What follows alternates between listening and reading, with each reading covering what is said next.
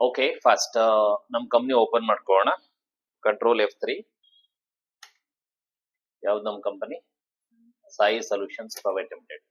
So in the last class we have discussed display more report, right? So ಇಲ್ಲಿ ನಮಗೆ almost reports ಎಲ್ಲ ಹೇಗೆ ನೋಡೋದು ಗೊತ್ತಾಗಿದೆ. ಇವತ್ತು ನಾವೆಲ್ಲ ಹೋಗೋಣ ಅಂತಂದ್ರೆ ಬ್ಯಾಲೆನ್ಸ್ ಶೀಟ್ ಹೋಗೋಣ. ಎಲ್ಲೋಗೋಣ? ಬ್ಯಾಲೆನ್ಸ್ ಶೀಟ್ ಹೋಗೋಣ. When you go to balance sheet ನ we can see this like, C capital account 50 lakh ಇದೆ, ಫಿಕ್ಸ್ ಅಸೆಟ್ 14,50,000 ಇದೆ, ಕರೆಂಟ್ ಅಸೆಟ್ಸ್ 48,86,000 ಇದೆ. ಇಲ್ಲಿ ಲೋನ್ಸ್ ಇಲ್ಲ, ಮತ್ತೆ ಕರೆಂಟ್ ಲಯಬಿಲಿಟಿ ಬಂದು 4,36,000 ಇದೆ. ನಾವು ಆಲ್ಟ್ F1 ಅನ್ನ ಮಾಡಿದಾಗ ನಿಮ್ಗೆ ಇಲ್ಲಿ ಡೀಟೇಲ್ ಆಗಿ ಶೋ ಮಾಡುತ್ತೆ.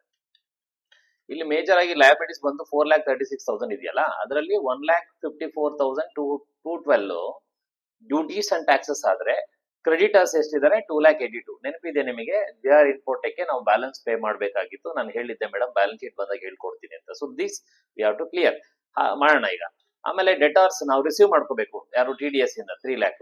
ಸೊ ಫಸ್ಟ್ ಏನ್ ಮಾಡೋಣ, ನಮ್ಮ ಒಂದು ಡೆಬಿಟ್ ಯಾರು ಕ್ರೆಡಿಟರ್ಸ್ ಪೇಮೆಂಟ್ ಅನ್ನ ಕ್ಲಿಯರ್ ಮಾಡೋಣ. ಓಕೆನಾ?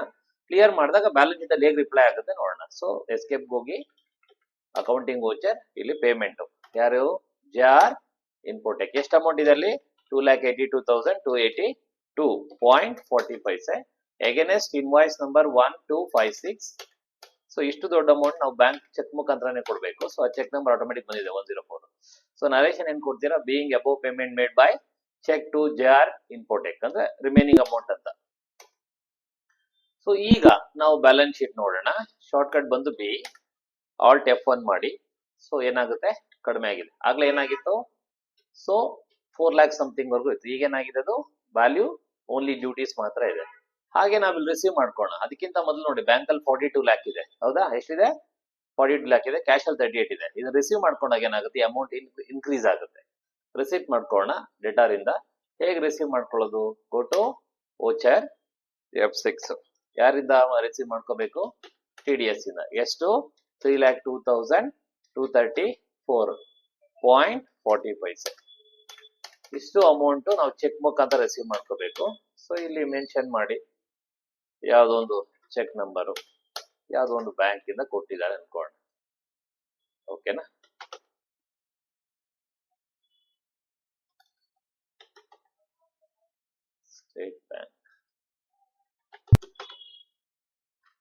State bank of India.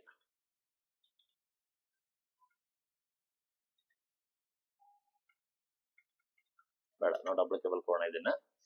Narration ಏನ್ ಕೊಡ್ತೀರಾ? Being above amount received by TDS security. ಈಗ ನೀವು ಬ್ಯಾಲೆನ್ಸ್ ಶೀಟ್ ಅಲ್ಲಿ ಹೋಗಿ ಆಲ್ಟ್ F1 ಮಾಡಿ. ಇಲ್ಲಿ ಬನ್ನಿ. ಹೇಗಿದೆ? ಡೆಟಾರ್ಸು 0 ಆಗಿದೆ, ಬಿಕಾಸ್ ನಾವು ರಿಸೀವ್ ಮಾಡ್ಕೊಂಡ್ಬಿಟ್ಟಿದೀವಿ. ಆಗ್ಲೇ ಎಷ್ಟಿತ್ತು? ಇಲ್ಲಿ 42 lakh ಇತ್ತು. ಈಗ ಎಷ್ಟಿದೆ? 45 lakh ಇದೆ. ಮೀನ್ಸ್ 3 lakh ಇಲ್ಲಿ ಇನ್ಕ್ರೀಸ್ ಆಗಿದೆ. ಅರ್ಥ ಆಯ್ತಾ ಮೇಡಮ್? ಸೊ ನಮ್ಗೆ ಈಗ ಬ್ಯಾಲೆನ್ಸ್ ಶೀಟ್ ಅಲ್ಲಿ ಗೊತ್ತಾಯ್ತು, ಒಂದು ಪೇಮೆಂಟ್ ಮಾಡೋದು, ಇನ್ನೊಂದು ರಿಸಿಪ್ಟ್ ಮಾಡ್ಕೊಳ್ಳೋದು. ಏನೋ ಡೌಟ್ ಇದೆ ಇದರಲ್ಲಿ?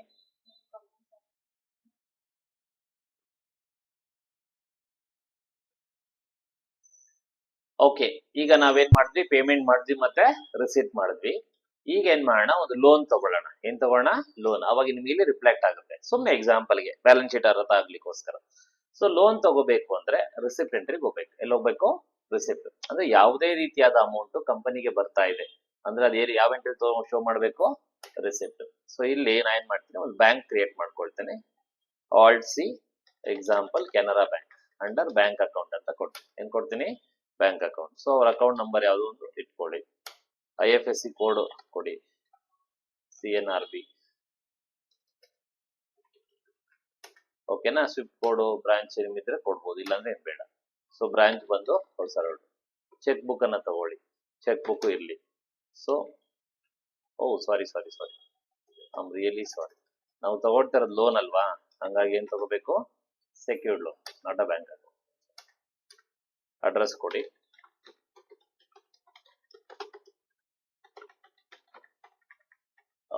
ಇವೆಲ್ಲ ಪ್ಯಾನ್ ನಂಬರ್ ಎಲ್ಲ ಅವಶ್ಯಕತೆ ಇಲ್ಲ. ಈಗ ಎಷ್ಟು? ಒಂದು 2 lakh ಲೋನ್ ತಗೊಳ್ತೀನಿ. ಎಷ್ಟು ತಗೊಳ್ತೀನಿ? 2 lakh. ಇಷ್ಟು ಲೋನ್ ಅನ್ನ ಕ್ಯಾಶ್ ಅಲ್ಲಿ ತಗೊಳಕ್ ಆಗುತ್ತಾ? ಇಲ್ಲ, ನಾವು ಬ್ಯಾಂಕ್ ಅಲ್ಲೇ ತಗೋಬೇಕು.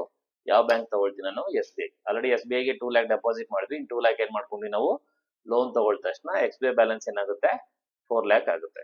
ಸೊ ನರೇಶನ್ ಏನ್ ಕೊಡ್ತೀರಾ? ಇವೆಲ್ಲ ಏನ್ ಬೇಡ. ನರೇಶನ್ ಏನ್ ಕೊಡ್ತೀರಾ? ಬೀಯಿಂಗ್ ಲೋನ್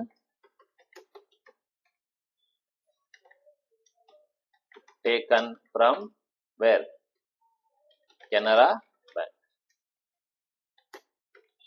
ಅರ್ಥ ಆಯ್ತಾ? ಎಕ್ಸೆಪ್ಟ್. ಸೊ ಇದು ನೋಡ್ಬೇಕು ಅಂದ್ರೆ ಇಲ್ಲಿ ಡೇ ಬುಕ್ ಹೋಗಿ ನೋಡ್ಕೋಬಹುದು. ಇಲ್ಲಿ ನಾವು ರಿಸಿಪ್ಟ್ ಅಲ್ಲಿ ಲೋನ್ ತಗೊಂಡಿದೀವಿ. ಬಟ್ ಇದು ಹೆಂಗ್ ರಿಫ್ಲೆಕ್ಟ್ ಆಗುತ್ತಂದ್ರೆ ಬ್ಯಾಲೆನ್ಸ್ ಶೀಟ್ ಅಲ್ಲಿ ಹೋಗ್ಬಿಟ್ಟು ಆಲ್ಟ್ F1 ಮಾಡಿ.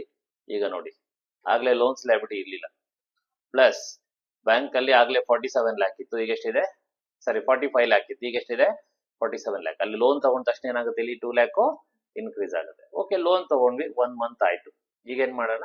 ಇಂಟ್ರೆಸ್ಟ್ ರೈಸ್ ಮಾಡೋಣ. ಏನ್ ಮಾಡೋಣ? ಇಂಟ್ರೆಸ್ಟ್ ಮಾಡೋಣ. ಓಕೆ, ಸೊ ಇಂಟ್ರೆಸ್ಟ್ ರೈಸ್ ಮಾಡೋದು ಹೇಗೆ? ಅದನ್ನ ಜರ್ನಲ್ ಎಂಟ್ರಿ ಶೋ ಮಾಡ್ಬೇಕು. ಎಲ್ಲಿ ಶೋ ಮಾಡ್ಬೇಕು? ಜರ್ನಲ್. ಡೆಬಿಟ್ ಬಂದು ಆಲ್ಟ್ ಸಿ. ಓ, ಲೆಡ್ಜರ್ ಇದೆಯಲ್ಲ, ಇಂಟ್ರೆಸ್ಟ್ ಆನ್ ಲೋನ್ ಅಂತ ಒಂದು ಲೆಡ್ಜರ್ ತಗೊಳ್ಳಿ. ಏನ್ ತಗೊಳ್ಳಿ? Interest on loan. ಎಷ್ಟು? 1% ಮಾಡಿದಾರೆ ಅನ್ಕೊಂಡ. 2 ಲ್ಯಾಕ್ಗೆ 1% ಅಂದ್ರೆ 2000 ರುಪೀಸ್ ಆಗುತ್ತೆ. ಸೊ ಇದನ್ನ ನಾವು ಕೆನರಾ ಬ್ಯಾಂಕ್ ಅಲ್ಲಿ ಶೋ ಮಾಡ್ಬೇಕು. ನೋಡಿ, ಆಲ್ರೆಡಿ ನಾವು 2 ಲ್ಯಾಕ್ ಲೋನ್ ತಗೊಂಡಿದ್ವಿ, ಪ್ಲಸ್ 2000 ರುಪೀಸ್ ಇಂಟ್ರೆಸ್ಟ್ ಚಾರ್ಜ್ ಮಾಡಿದ್ದಾರೆ. ಎಷ್ಟು ಪೇ ಮಾಡ್ಬೇಕು ಈಗ ಕೆನರಾ ಬ್ಯಾಂಕ್ ನಾವು? 2 ಲ್ಯಾಕ್. Very good. ನರೇಶನ್ ಎನ್ಕೋಣ, being Canara bank charge interest on loan account. ಅರ್ಥ ಆಯ್ತಾ? ಈಗ ಮತ್ತೆ ನೀವು ಬ್ಯಾಲೆನ್ಸ್ ಶೀಟ್ ಹೋಗಿ ಚೆಕ್ ಮಾಡಿ, ಆ 2000 ಅಲ್ಲಿ ಬಂದಿರ್ತದೆ. ಓಕೆ, ಈಗ ನಾವೇನ್ ಮಾಡೋಣ? ಅದ್ರಲ್ಲೂ ರಿಟರ್ನ್ ಮಾಡೋಣ. 1,02,000 ಏನ್ ಮಾಡೋಣ? ರಿಟರ್ನ್ ಮಾಡೋಣ. ಇಲ್ಲ 1,52,000 ಮಾಡೋಣ. So go to accounting voucher, payment ಯಾರಿಗೆ ಮಾಡ್ಬೇಕು ನಾವು? ಕೆನರಾ ಬ್ಯಾಂಕ್. ಎಷ್ಟು? 1,52,000. ಇಷ್ಟ ಅಮೌಂಟ್ ನಾವೇ ಯಾವ ಬ್ಯಾಂಕ್ ತಗೊಂಡಿದ್ವು? SBI. SBI 4 ಇತ್ತಲ್ಲ, ಈಗ ನೋಡಿ 1,50,000 ಪೇ ಮಾಡಿದ ತಕ್ಷಣ ಆಯ್ತು. ರಿಮೈನಿಂಗ್ ಎಷ್ಟಿದೆ? 2,48,000 ಇದೆ. 2,000 interest, 1,50,000 principal amount. So narration ಏನ್ ಕೊಡ್ತೀರಾ? Being loan amount paid to Canara bank. So ಈಗ ನೀವು ಬ್ಯಾಲೆನ್ಸ್ ಶೀಟ್ ಅಲ್ಲಿ ನೋಡಿ, ಆಲ್ಟ್ F1 ಮಾಡಿ. ಲೋನ್ ಅಮೌಂಟ್ ಏನಾಯ್ತು? ಕಡಿಮೆ ಆಯ್ತು. ಮತ್ತೆ ಆ ಬ್ಯಾಂಕ್ ಅಮೌಂಟ್ ಏನಾಗುತ್ತೆ? ಡಿಕ್ರೀಸ್ ಆಗುತ್ತೆ.